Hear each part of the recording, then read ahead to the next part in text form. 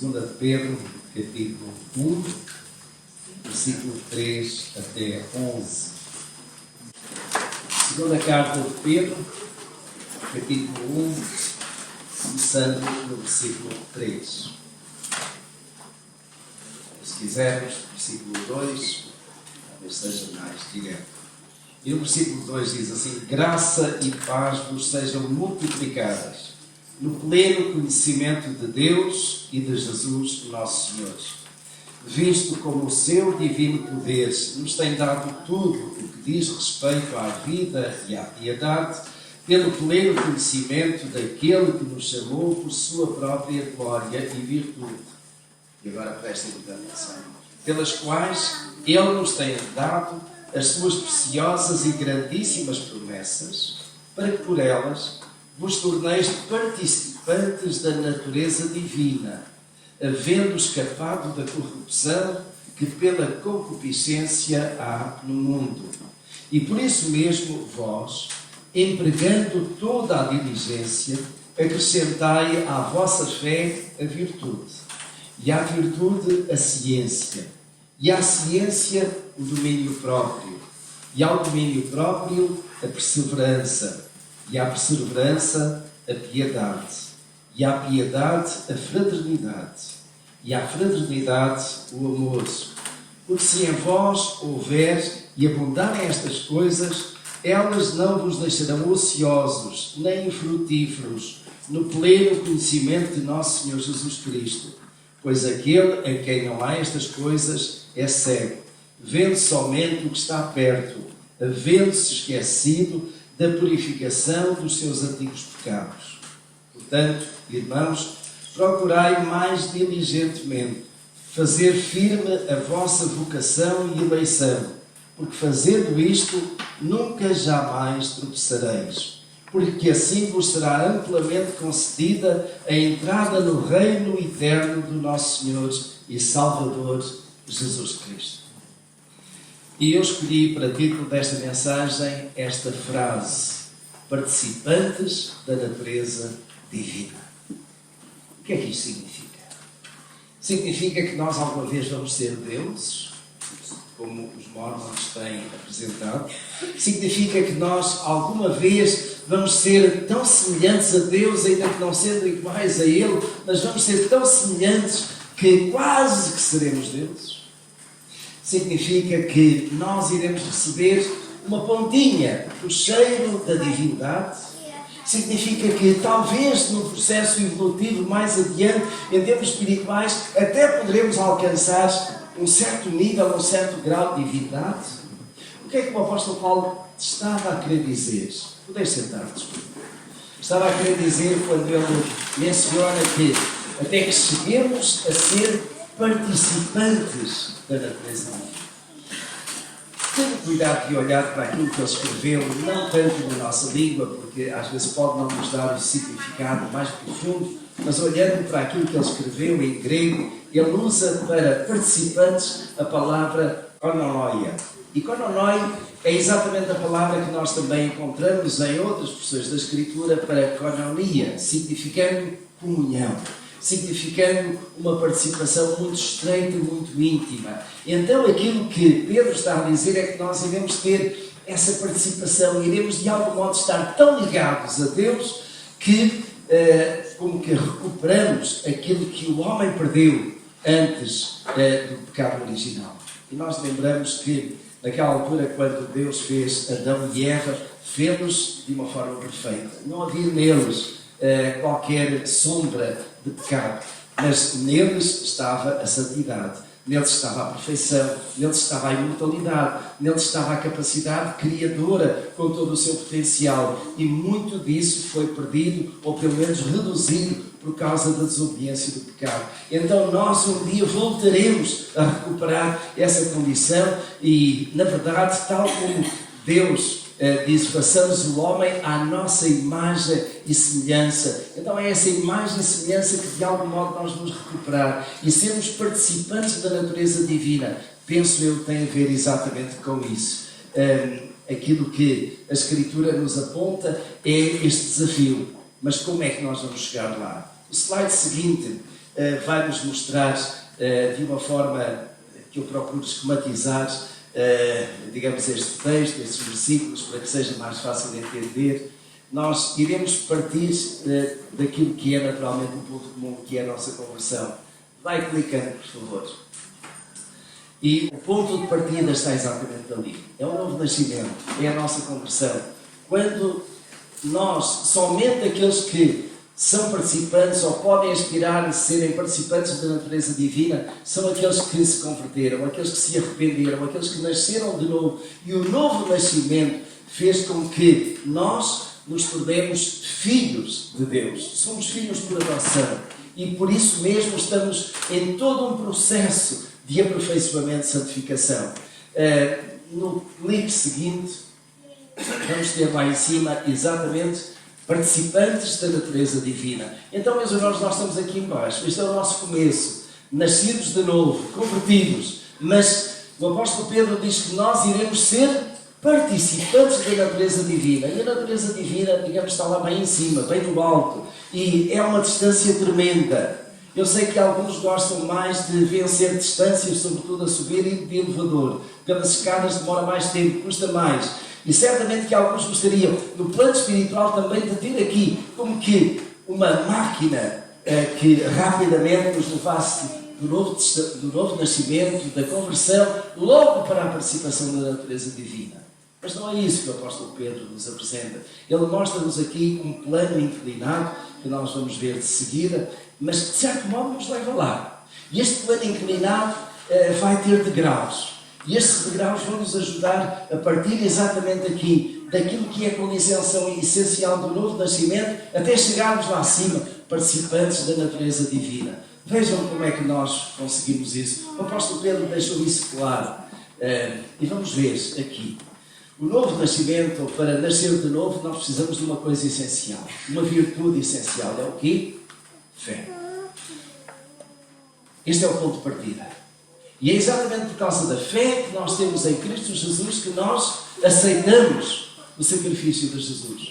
Que nós aceitamos chegarmos junto de Deus. Que nós aceitamos receber aquele presente extraordinário de Deus que é o seu Filho Jesus e tudo aquilo que Ele fez na cruz do Calvário. Então este é o ponto de partida. Sem fé, diz a Escritura, é impossível agradar a Deus. Sem fé, nós jamais iremos alcançar esta participação da natureza divina. Sem fé, jamais chegaremos à presença de Deus. Então a fé está na base. E o apóstolo Pedro diz, é esta fé que é basilar, aquela fé que crê naquilo que Jesus Cristo fez, naquilo que é o plano de Deus, naquilo que é a graça e a misericórdia de Deus. Esta fé é a base. Mas esta fé tem que ser acrescentada com alguma coisa. E aquilo que nos vai ajudar a chegar lá acima para participantes da natureza divina não é irmos de elevador, como que rapidamente nós somos levados lá acima num ato de transformação, mas sim todo um processo gradual, que eu de certo modo considero aqui como sendo de grau a degrau, passo a passo ascensional. E à fé, diz o apóstolo Pedro, acrescentai o quê? Acrescentai o quê? E o que é isto de virtude? O que é isto de virtude? Virtude, como o nome de algum modo indica, é uma característica boa. Mas, meus irmãos, aqui é muito mais do que isso. É, de facto, uma experiência que nos leva a dizer que nós temos uma vivência moral adequada. Isto é a excelência moral. Então a fé, podemos dizer, é aquilo que nós falamos, é aquilo que nós dizemos eu creio, mas a virtude é a prática. É a tradução no dia a dia dessa excelência moral, dessa transformação que o Espírito Santo vai operando em nós e levando-nos, de certo modo, podemos ir apresentando os vários aspectos do fruto do Espírito. Então virtude é o contrário de defeito. Às vezes as pessoas têm virtudes, mas também têm defeitos. As virtudes são essas características boas, positivas, que fazem parte da nossa vida moral, daquilo que é a nossa condição de relacionamento uns para com os outros, daquilo que é, na verdade, a ação transformadora do Evangelho, que vai criando em nós virtudes virtude moral, virtude de excelência de vivência cristã. Mas o apóstolo Pedro diz: à fé acrescentai virtude, e à virtude acrescentai o quê? É invariável, ciência. A maior parte das traduções diz ciência. E por isso nós podemos ficar a pensar que será isto ciência física, será ciência médica, será biologia, será matemática, será astrologia, será qualquer coisa? Nada disso. Esta ciência é a ciência divina, é o conhecimento de Deus. E conhecer Deus não apenas porque nós lemos a Escritura. Nós podemos conhecer Deus, certamente, lendo do Gênesis ao Apocalipse. Quantos já não têm dito: eu li a Bíblia toda e não encontrei lá Jesus? Não encontrei nada que me dissesse alguma coisa. É porque não leu a Bíblia com os olhos da fé. Não leu a Bíblia procurando verdadeiramente o encontro com o autor da Bíblia. E quem é o autor da Bíblia? É o Espírito Santo. Foi o Espírito Santo que inspirou cerca de 40 homens e mulheres para escreverem o texto sagrado. E o mesmo Espírito preservou esse texto para que ficasse de geração em geração incorruptível e pudesse chegar até nós. Ainda que sendo traduzido, e às vezes as traduções não são as melhores, mas é através da Bíblia que nós conhecemos Deus. Mas conhecemos Deus apenas intelectualmente. Há pessoas que são capazes de recitar versículos de cor. E podem dizer: eu conheço a Bíblia de uma ponta à outra. Eu já li a Bíblia. E eu posso dizer aos irmãos: eu já li a Bíblia várias vezes de uma ponta à outra. Mas isso não faz de mim alguém que é, digamos, cientista neste contexto. E o que é que Pedro quer dizer por acrescentai à vossa fé virtude e à virtude ciência? É o conhecimento de Deus. Mas conhecimento não apenas teórico, conhecimento prático. E o que é isso de conhecimento prático? É a experiência com Deus. É encontrarmos com Deus. É falarmos com Deus. Sabendo que nós podemos ir ao encontro dele e ele está aí pronto para nos ouvir. Está pronto para nos atender. Está pronto para tocar no nosso coração. Mais do que no nosso mente. Mas, irmãos, muitas vezes a nossa cabeça está cheia de versículos. Mas o nosso coração falha em os aplicar. Então esta ciência é este conhecimento de Deus. Meus irmãos, recordam-se qual é o tema da nossa igreja para este ano? Conhecer mais e melhor Deus.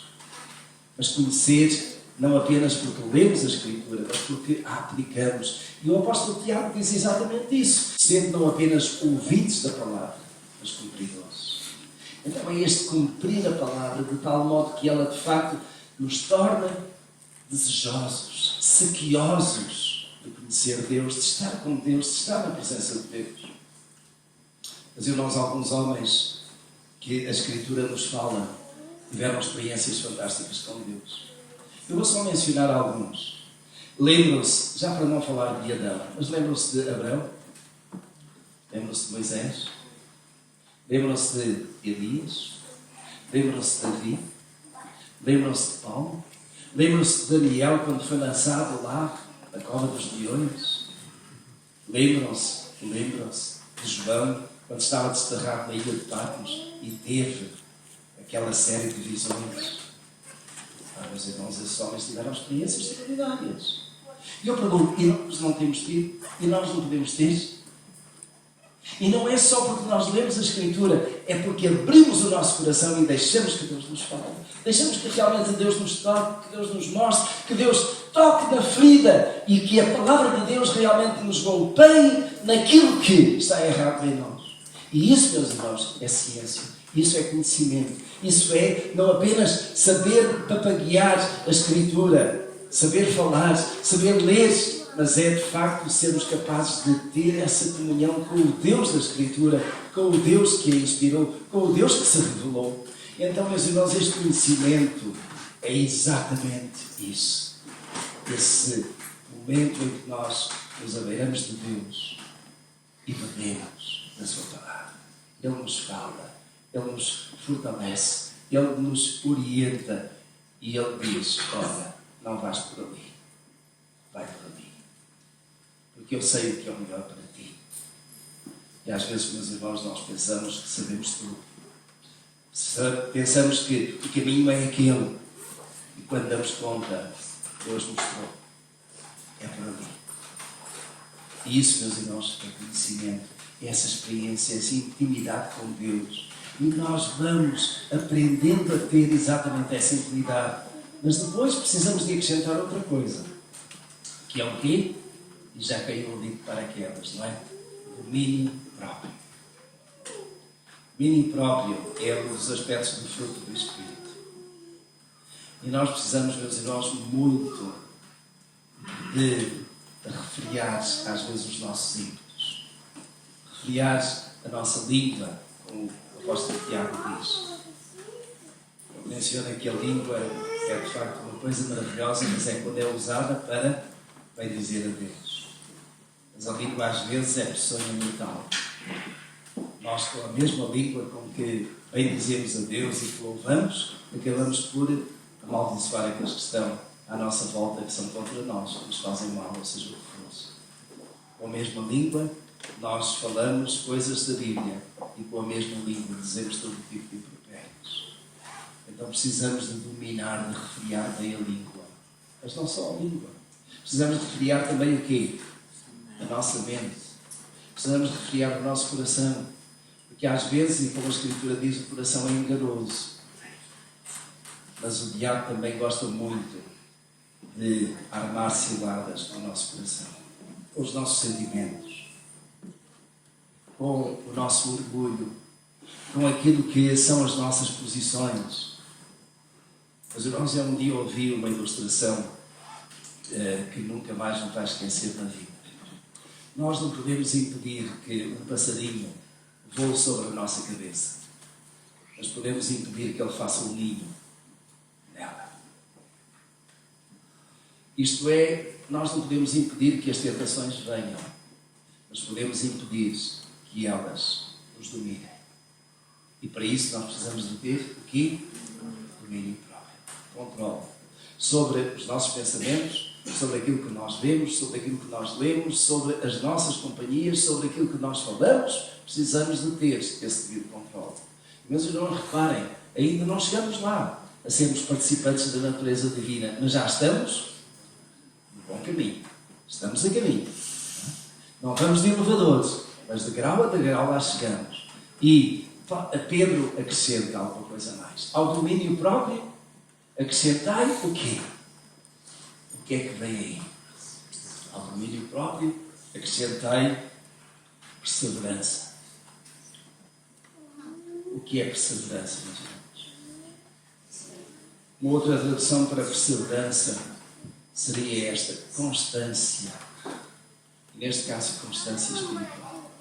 Aquele que persevera é aquele que é capaz de dizer: venha o que vieres, haja o que houveres, eu estou no caminho sigo. Mas, irmãos, perseverança é exatamente aquilo que é a condição necessária na Escritura para nós podermos chegar ao reino de Deus, à vida eterna. Aquele que perseverar até ao fim, diz a Escritura, será salvo. Então, perseverar. Mas, irmãos, nós podemos começar um bom caminho. E isso é muito bom. Mas se nós não continuarmos nesse caminho, não vamos beneficiar dos frutos. Eu um dia ouvi, que os meus irmãos brasileiros aqui permitam isto, não é ofensa, mas eu um dia ouvi isto. Os brasileiros têm muita iniciativa, mas pouca acabativa. Não é ofensa, meus irmãos. Porque aquilo que eu tenho visto, até nem é isso. Mas às vezes a ideia de muitas iniciativas, muitas coisas boas que se começam, mas depois não acabam. Meus irmãos, agora deixem-me dizer, nós portugueses não podemos ter muitas iniciativas e poucas acabativas. Nós crentes não podemos começar a caminhada cristã e depois parar a meio. Nós precisamos de a levar até ao fim. E conforme o autor da carta aos Hebreus, eu ia dizer Paulo, mas talvez não, o autor da carta aos Hebreus escreveu lá no capítulo 12, ele diz: com os nossos olhos em Cristo Jesus, o autor e o consumador da nossa fé. Nós prosseguimos, Paulo diz isso sim, prossigo para o alvo.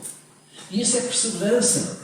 Nós começamos a caminhada cristã, não vamos desistir, mas às vezes vêm dificuldades, não vem, meus irmãos? às vezes vêm tribulações, às vezes vêm lutas, vêm doenças, vêm enfermidades, vêm murmurações, vêm conflitos, até às vezes dentro da igreja ou entre pessoas que são da igreja.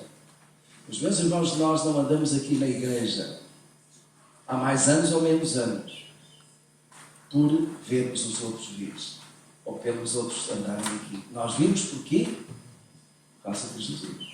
Nós vimos porque cremos naquele que nos salvou, naquele que nos resgatou, e por isso mesmo queremos também que Ele, que é o edificador da igreja, vai edificar as nossas vidas, vai edificar a nossa, digamos, todo este processo da nossa caminhada. Vai trabalhar em nós para que nós possamos alcançar aquilo que nos está proposto. E, meus irmãos, perseverança é exatamente isso. Por isso mesmo eu direi, para alguns pode parecer demais vir à igreja todos os domingos. Podem pensar, basta uma vez por mês. Mas sabe, a igreja cristã, os primeiros discípulos, reuniam-se quando? Todos os primeiros dias da semana. E nos outros dias eles não se reuniam porque não podiam, estavam a trabalhar. Mas o primeiro dia da semana eles estavam lá. E estavam lá desejosos, sequiosos de aprender a palavra, de conhecer Deus, de estar em coinonia, de estar em comunhão com os irmãos, de servir a Deus. Mas irmãos, quando nós não vimos à igreja um domingo e outro, e um mês e outro mês, nós começamos a arrefecer. E a nossa vida, arrefecendo, cada vez mais vai sendo conformada não com a excelência moral, não com a virtude, mas com os padrões que este mundo tem para nos oferecer. E os padrões deste mundo são tão distintos dos padrões da Sagrada Escritura. Cada vez mais se afastam de Deus. Por isso mesmo, meus irmãos, nós precisamos de ser lembrados, de ser estimulados, de ser exortados. E isso é através da perseverança. E a perseverança, diz o apóstolo Pedro, que leva depois, ou à perseverança, tem que ser acrescentado o quê? Piedade. E o que é piedade, meus irmãos? Piedade é aquela característica de alguém que ama tanto a Deus, que é um crente piedoso, isto é, ele gosta de aprender, mas gosta de louvar, gosta de adorar, gosta de se entregar nas mãos do Senhor e dizer: Senhor, usa.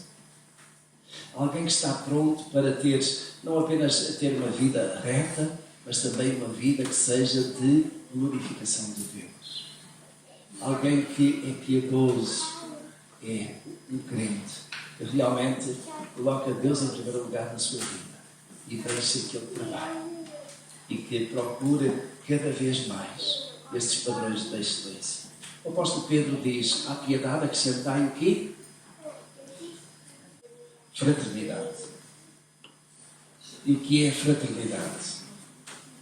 É da palavra adelphoi, do grego, e tem a ver com irmãos. Tem a ver com fratelli, tem a ver com esta irmandade que somos nós. Então reparem, alguns podem pensar, porque é que fraternidade está lá tão em cima e não cá mais em baixo?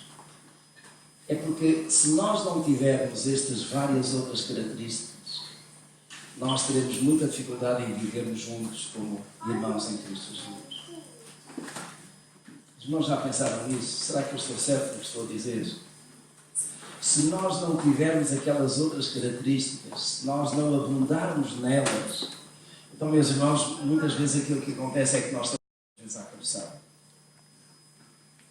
Estamos na mesma igreja, mas murmuramos. Estamos na mesma igreja, mas temos dificuldade em nos tolerar uns aos outros. E nós precisamos de alcançar exatamente esta medida da fraternidade. Isto é, meus irmãos, traduzido por duas outras palavras. Fraternidade quer dizer amor entre irmãos. O amor genuíno, o amor dedicado, o amor de entrega, o amor que considera o seu irmão mais do que a si mesmo. E vejam como é importante isso para nós vivermos na igreja e vivemos neste mundo, em fraternidade. Se os irmãos quiserem, eu posso colocar aqui uma outra palavra, que é aquela que, porventura, que eu tenho procurado dar bastante ênfase e de certo modo, fazer com que isso seja um paradigma da nossa igreja. A família. Sentimento de família. Nós somos irmãos em Cristo. Nós somos família de Deus. Nós pertencemos uns aos outros. Não importa qual é o país de origem, não importa qual é a cor da pele, não importa qual é a sua condição económica ou social, não importa se tem mais estudos ou menos estudos, nós somos uma família em Cristo Jesus. Nós somos irmãos uns dos outros. Nós somos pessoas que realmente sentem as dores uns dos outros. E tal como a Escritura, de certo modo, diz, quando um irmão meu está alegre, eu alegro-me. Quando um irmão meu está triste, eu fico triste. Quando um irmão meu está em grande dor, em grande sofrimento, eu estou sofrendo com ele. Isto é empatia. E esta empatia é própria dos irmãos, é própria aqui da família. Então nós precisamos de alcançar este nível de excelência, de amores entre irmãos. Amores entre irmãos. E, meus irmãos, finalmente o apóstolo Pedro diz, e à fraternidade acrescentai amores. E o amor que ele menciona lá é amor ágape. Ou seja, é o amor de Deus.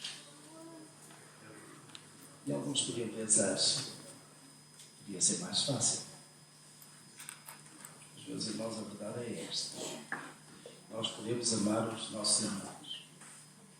Mas se às vezes nem os nossos irmãos nós amamos como devíamos ser, como devíamos amar, quanto mais amar os nossos inimigos. Nós podemos amar a Deus, sem dúvida, sobre todas as coisas e devemos amar. Podemos amar-nos uns aos outros, mas sermos capazes de amar os nossos inimigos é coisa séria. Não sei se é para vós, para mim é. Eu creio, meus irmãos, que os discípulos, os apóstolos de Jesus tiveram muita dificuldade em compreender e experimentar isso. O que significa amor de Deus. Mas se nós olharmos bem para aquilo que é o amor ágape, o amor divino, e olharmos bem para aquilo que Jesus disse, amai-vos uns aos outros como eu vos amei, como é que ele amou? Quando ele estava lá na cruz do Calvário, ele olhou um pouco para baixo e viu toda aquela gente, alguns que eram piedosos, devotos de Jesus que estavam ali, outros familiares, por causa da sua mãe, Maria, mas alguns outros que riam, que faziam graça. E Jesus olhou e disse, Pai, perdoa-lhes, não sabem o que fazem. Jesus havia dito aos seus discípulos que é fácil amar os amigos, mas que eles deveriam amar também os inimigos. Reparem, meus irmãos, o que é que amores vem lá em cima? O que é este tipo de amores? Que é exigente, que é de entrega, que é de completo altruísmo, dando-se pelos outros, tirando às vezes do seu próprio bolso para ajudar os outros, tirando do seu conforto para que os outros tenham, tirando do seu tempo de descanso para que os outros possam receber a palavra, possam receber a oração, possam receber a ajuda. Amor é isto. Amai-vos uns aos outros como eu vos amei. Isso é o amor ágape. Foi com esse amor que Deus nos amou. É com esse amor que nós devemos amar. E reparem, quando isto acontece, nós então, o que é que está lá em cima? Damos um saltinho para aqui, para sermos participantes da natureza divina. Estão a ver? Deixem-me dizer-vos, esta seta que está ali, poderia ser um inovador de fácil acesso, não existe. Não existe na Escritura, não existe na vida cristã. O que existe na vida cristã é esta escada, de grau a degrau, é que nós vamos acrescentando. E partimos, meus irmãos, da fé e chegamos até onde? A sermos participantes da natureza divina. Agora, meus irmãos, isto é fácil de fazer? Não. Eu vou pedir que passem o slide seguinte. O que é que diz ali? Com toda a diligência. O que é isso com toda a diligência? É com todo o empenho, com toda a dedicação, com todas as nossas forças, aquelas que temos e as que não temos, e que o Senhor nos dá. Agora, meus irmãos, deixem-me dizer uma coisa. Nem mesmo só por nós, alguma vez chegaremos daqui da fé até lá acima. Só por nós. Podemos ir de grau a degrau, mas vai chegar um ponto em que nós fracassamos e, em vez de subir, descemos. Em vez de caminhar naquela direção, nós fazemos curto-circuito. Mas nós conseguimos chegar lá com a ajuda de quem? Do Espírito Santo. O Espírito Santo está em nós. E é Ele que nos dá força. É Ele que nos ajuda quando nós estamos a subir um degrau e que já não aguentamos e queremos de algum modo parar ou voltar para trás. Ele dá-nos um empurrãozinho, dá-nos uma ajuda, dá-nos uma força. Nós não estamos sozinhos nesta caminhada. E é uma caminhada que não é fácil de alcançar. E deixem-me dizer também, não iremos alcançar o topo lá em cima, enquanto estivermos aqui. Porque alcançar o topo lá em cima significa alcançar a perfeição. E nós não alcançaremos a perfeição enquanto estivermos aqui. Mas, meus irmãos, não é por causa disso que nós desistimos de apontar para lá. Que nós procuramos pelo menos chegar àquele último degrau que é amor. E porquê? Porque a exortação da Escritura é esta. Jesus disse: sede perfeitos, como é perfeito o vosso Pai que está nos céus. Pedro, este mesmo Pedro, escreveu esta carta, na primeira carta, diz: sede santos, como é santo o vosso Pai que está nos céus. Então este é o nosso alvo, nós não temos outro. Eu costumo dizer, e ainda há dias disse, eu não vou mencionar aqui para não isolar-se, mas um dos nossos júniores estava a estudar e a preparar-se para um exame que era difícil. E o que lhe dissemos foi: olha, não procures fazer só o suficiente. Procura apontar, para o bom, não. Para o muito bom, não. Para o excelente. E, meus irmãos, da vida cristã, se nós nos contentamos com o suficiente, nós saímos medíocres. Se nós nos contentamos com o bom, nós ficamos mais ou menos. Na vida cristã, nós devemos procurar apontar para a excelência. E darmos a Deus o que é excelente. Meus irmãos, há um hino que nós cantávamos antigamente, que eu me lembro muitas vezes, e que diz assim: dá o teu melhor para o Mestre, dá a tua força e vigoroso, dá o teu melhor para o Mestre. Será que nós estamos a dar o nosso melhor para o Mestre? Mas irmãos, quando nós olhamos para este próximo ano que vem aí, vamos dar o nosso melhor para o Mestre? Vamos continuar a ficar na fé? Ou vamos acrescentar? E isso, meus irmãos, lembram-se da poesia do irmão Américo? É crescer-se, é crescimento. E ele dizia na poesia que ele recitou: não vamos ficar anões. Alguém aqui gostaria de ter ficado anão? Os anões são gente. E alguns deles muito capazes. Mas nós olhamos para eles e vemos que houve deficiências. Que ninguém olhe para nós como cristãos e veja deficiências porque nós não quisemos crescer. Porque temos todas as condições para crescer, mas, meus irmãos, precisamos de empregar toda a diligência. E eu vou terminar apontando-vos o texto bíblico daquilo que Pedro diz quando nós fazemos isto. Então, verso 8, ele diz: porque se em vós houver e abundarem estas coisas, elas não vos deixarão ociosos nem frutíferos. Em que? No pleno conhecimento de nosso Senhor Jesus Cristo. Pois aquele em quem não há estas coisas é cego, vendo somente o que está perto, havendo esquecido da purificação dos seus antigos pecados. Portanto, irmãos, e nota, ele reforça: procurai mais diligentemente fazer firme a vossa vocação e eleição, porque fazendo isto, nunca, jamais tropeçareis. Então, a subida é constante.